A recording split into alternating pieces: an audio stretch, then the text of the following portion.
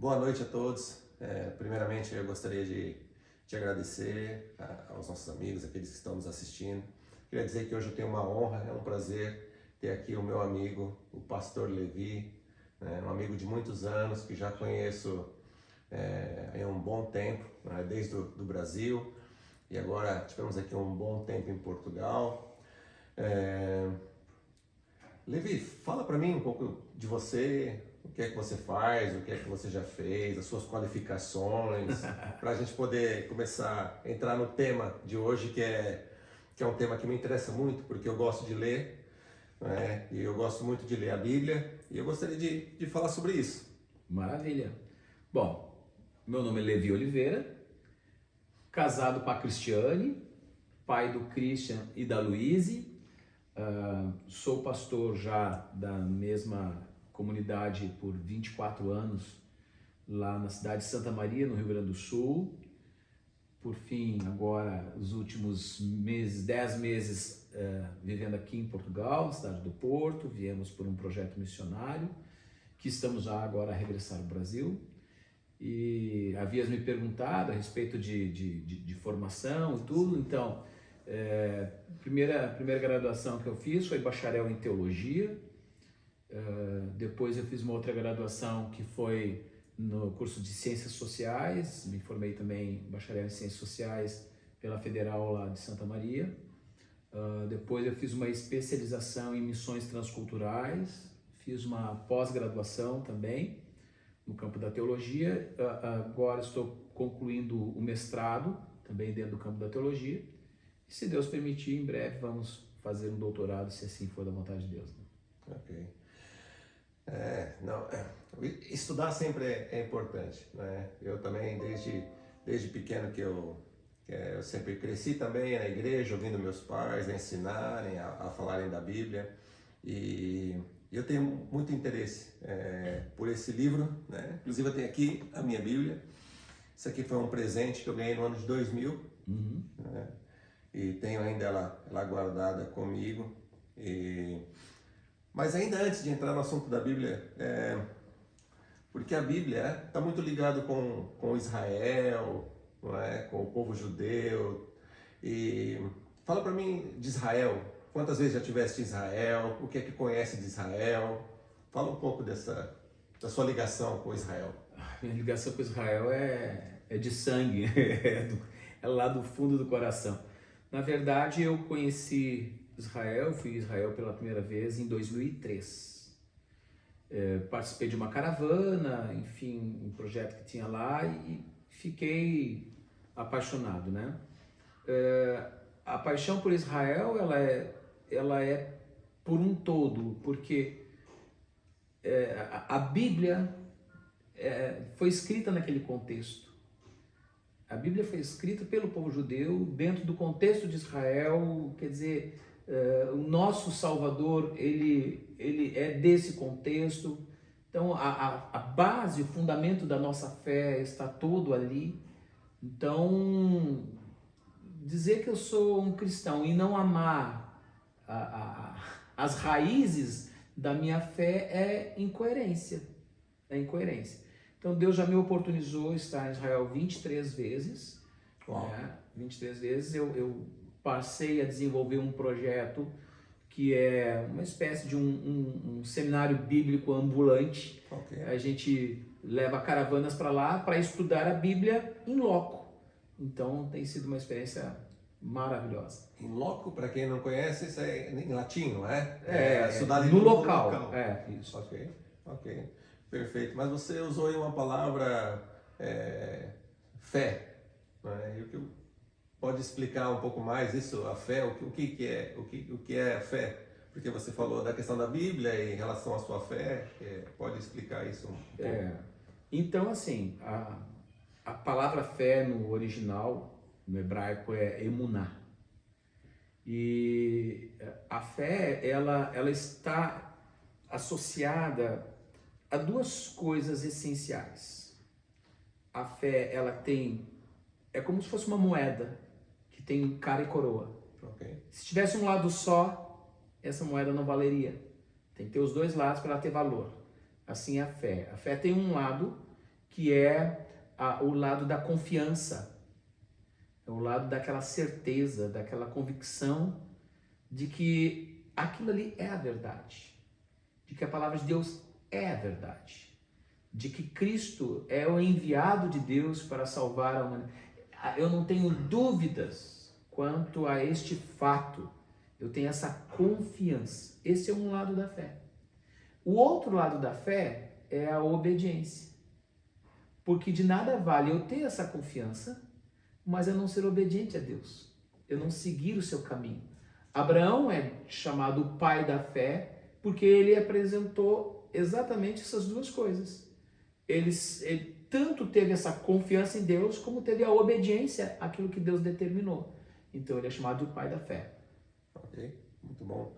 E como surgiu a Bíblia? Se vamos olhar para os tempos antigos, onde é que eu posso ir buscar informação para acreditar que a Bíblia é verdadeira, que aquilo que está aqui escrito é verdadeiro?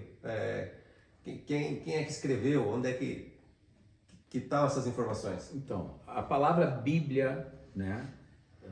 Alguns talvez saibam, mas talvez outros tantos não. A palavra Bíblia, ela significa, traduzindo, né, livros, né? Significa, da onde vem a palavra biblioteca, por exemplo, né?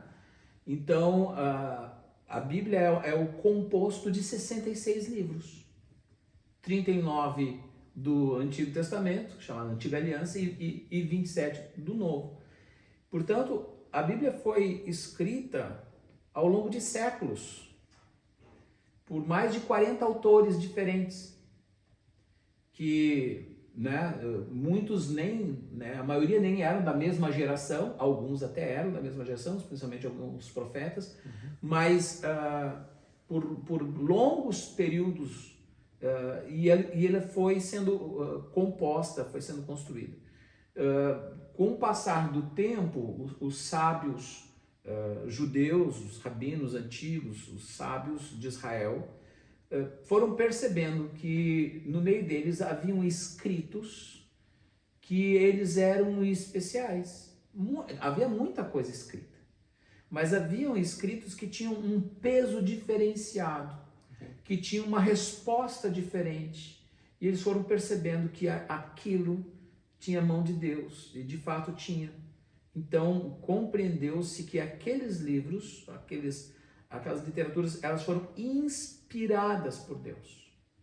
E ao longo da história, então, eles foram unindo esses livros que reconhecidamente, claro que havia uma série de critérios, né, para poder reconhecer, mas aquelas literaturas se encaixavam dentro daqueles critérios e percebeu-se. Depois, mais tarde, nós vamos ter no Novo Testamento a testificação da aprovação de Deus pela boca do próprio Senhor Jesus e também dos apóstolos, né?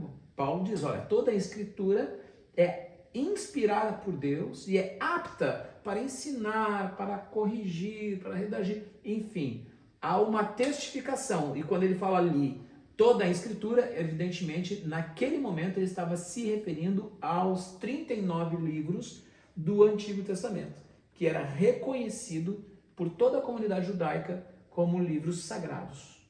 Depois veio a história da composição do Novo Testamento também, e todo um processo chamado de canonização. É interessante. E como é que que garantia eu tenho que isso não foi alterado, ou que ainda tenho aqui a mensagem que está aqui ao longo desses 2000 anos, ou mais de 2000 anos? Como é que eu sei que existe algum lugar onde existe alguma, como que eu posso dizer, alguma cópia fiel ou partes reais que existiram desses livros? Digamos assim, os originais, não existe nenhum fragmento. Mas é sabido, e a história fala sobre isso, que havia dentro da comunidade de Israel um grupo chamado copistas. A função deles nada mais era do que produzir, não se tinha imprensa, né? Sim. O trabalho deles era fazer cópias. E essas cópias elas eram distribuídas, né, para muitos lugares. As cópias mais antigas que se tem atualmente foram encontradas até relativamente recentemente, 1947, se não me falha a memória, nas mediações ali, nas margens do Mar Morto, tem cavernas lá. E descobriu-se ali uma região onde uma comunidade chamada essênios moravam ali. E o trabalho dos essênios era basicamente produzir cópias das escrituras. Então eles faziam cópias em pergaminho, que era couro, normalmente couro de cabra, enfim. Eles colocavam dentro de vasos, fechavam e escondiam nas cavernas. No ano 70, quando os romanos invadiram Israel, invadiram Jerusalém, destruíram Jerusalém, os romanos exterminaram com essa comunidade. Eles mataram todo mundo que morava ali, porque era meio caminho. Quem vai para Jerusalém passava pela aldeia dos essênios, né? Bem no pé das montanhas da Judéia. E agora, em 1947, um beduíno estava lá cuidando das cabras, e uma cabra entrou dentro de uma caverna. E ele, para não ter o trabalho de entrar lá na caverna, ele pega uma pedra e jogou para ver se a cabra se assustava e saía da caverna. Quando ele joga, ele ouve um barulho de coisa quebrando. E ele achou estranho, foi lá conferir. Quando viu, tinha muitos vasos lá dentro. E um quebrado, porque ele quebrou com a pedra, e foi ver, tinham esses rolos de couro. Ele era analfabeto, um beduíno, criado no deserto. Primeira coisa que ele pensou em pegar aquele rolo para fazer uma sandália. Aquele couro para fazer uma sandália. Essa foi a ideia, a história é essa. Eu estou falando de coisa recente. Sim.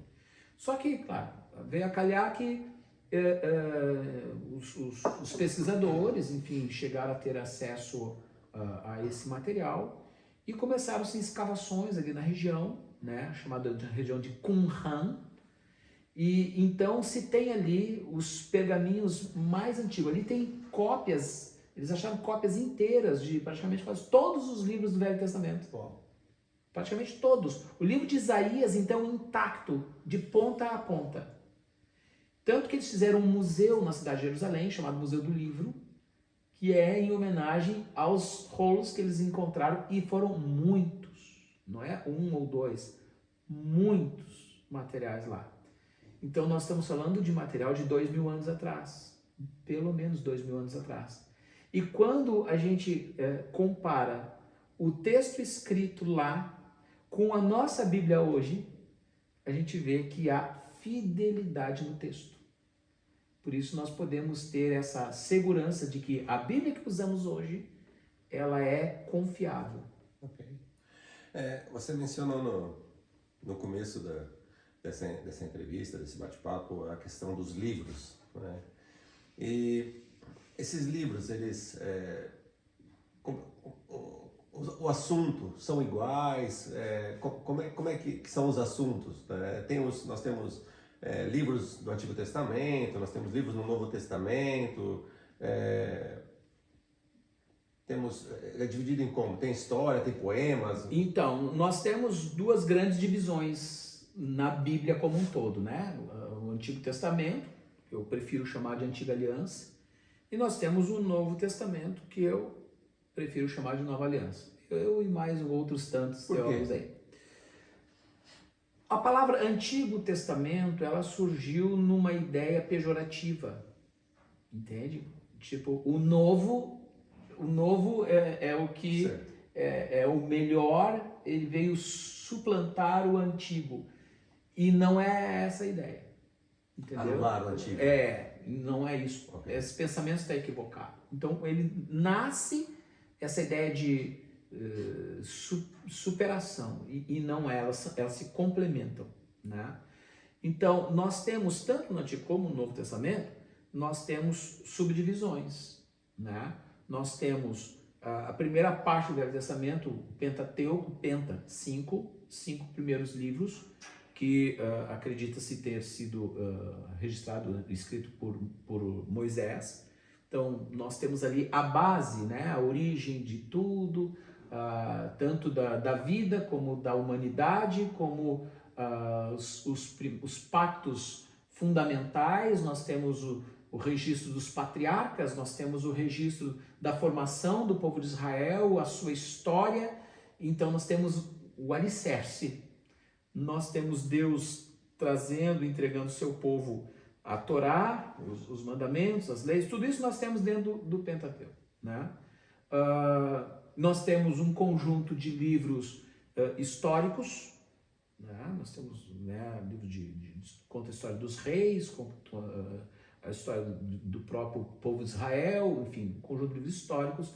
Nós temos um conjunto de livros poéticos, né?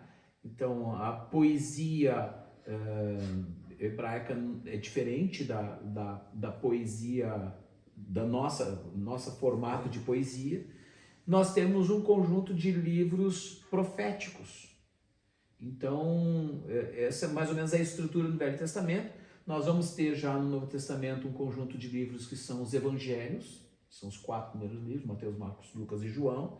Nós temos um livro essencialmente histórico, que é o livro de Atos. Depois nós temos um conjunto de cartas, né? Nós vamos ter cartas gerais, nós temos as cartas do apóstolo Paulo, que é a maior parte. Nós temos outras cartas ali no contexto. E, por fim, nós temos o livro, que é um livro profético também, chamado livro da Revelação, que é o livro de Apocalipse. E assim nós temos essa distribuição organizacional do Antigo e do Novo Testamento. Assim, uma pergunta agora difícil. Qual é a história para você da Bíblia mais fascinante, aquela que você mais gosta, aquela que você nunca se cansa de ler e... Olha, a Bíblia, ela me surpreende sempre que eu a abro, né? Não importa o texto, enfim, quando a gente está sensível a ouvir Deus, o Senhor pode usar até a parte da genealogia para falar com a gente, né? Mas eu acho que a história mais significativa de todas que está na Bíblia é a própria história de Jesus, né? Porque Jesus conecta todas as histórias. Ele é digamos assim, ele é o centro da revelação. Ele vai conectar com a história de Adão, ele vai conectar com a história de Noé, ele vai conectar com a história de Abraão, ele vai conectar com profetas, ele vai conectar com Moisés, ele vai conectar... Várias histórias do Velho Testamento vão apontar para Jesus, vão de alguma maneira revelar Jesus, né? Então, quando leio sobre ele em si, o próprio, né, João vai falar, ele é o alfa e o ômega, é o princípio e o fim, né? Então, eu tenho que responder isso quando leio sobre ele. Ok. Agora, uma pergunta. Para quem nunca leu a Bíblia, para quem quer começar hoje a ler a Bíblia, por onde começar? Tem algum livro que é mais fácil, uma história que é mais fácil? Certo. Bom, eu aconselho assim, para quem nunca se familiarizou com as Escrituras, ela precisa, em primeira mão, conhecer a Cristo. Então, eu sugiro o Evangelho... Cristo que você diz é Jesus? É Jesus. Okay. A palavra... Alguns... Jesus Cristo, como Cristo fosse um sobrenome. Não, Cristo não é sobrenome. O nome dele é Jesus, né? Ou Yeshua, no hebraico. E Cristo é o mesmo que Messias, né? Ou Mashiach. Aí no grego chama-se Christos, né? Então ficou Jesus Cristo por conta disso. Então seria Jesus o Messias, tá? Eu sugiro a leitura inicial do Evangelho de Lucas. Muita gente fala o Evangelho de João. Eu não recomendo o Evangelho de João para início, porque João usa uma linguagem teológica complexa. Ele usa termos para quem não é familiarizado com as Escrituras, vai ter mais dificuldade de compreensão. O Evangelho de Lucas, Lucas era um médico e Lucas não teve um contato direto pessoal com Jesus. Ele faz uma investigação sobre a pessoa de Jesus, então ele tem uma forma, uma redação detalhada. Então, quando a gente lê o Evangelho de Lucas, a gente captura mais riqueza de informação do que nos outros. Por isso eu recomendo Lucas. Interessante, interessante. Ok. Assim, como eu disse, eu, por acaso, sou uma pessoa que gosto muito de ler e já leio há muitos anos e gosto também de ensinar, gosto também de falar, mas com certeza com esse conhecimento que você tem da história, com esse conhecimento do povo judeu, se formos buscar isso nas raízes, nós conseguimos entender muito melhor, não é? Usar mais ferramentas, né? Ok, tá bem. Olha, assim, quero mais uma vez agradecer a sua presença. Eu penso que é muito importante, foi muito especial para mim esse momento, né? Porque, mais uma vez, eu gosto de enfatizar, eu leio diversos livros, mas a Bíblia é um livro que eu sempre tenho também junto comigo. Então, eu quero agradecer, espero contar com você em outros momentos, em outras entrevistas, em outros estudos, para que nós possamos aprender juntos e... Isso é um prazer. Mais e mais. Estar contigo é sempre muito bom, meu amigo, sabe disso. Obrigado pelo convite. Obrigado, Deus abençoe. A você e a vocês também. Amém.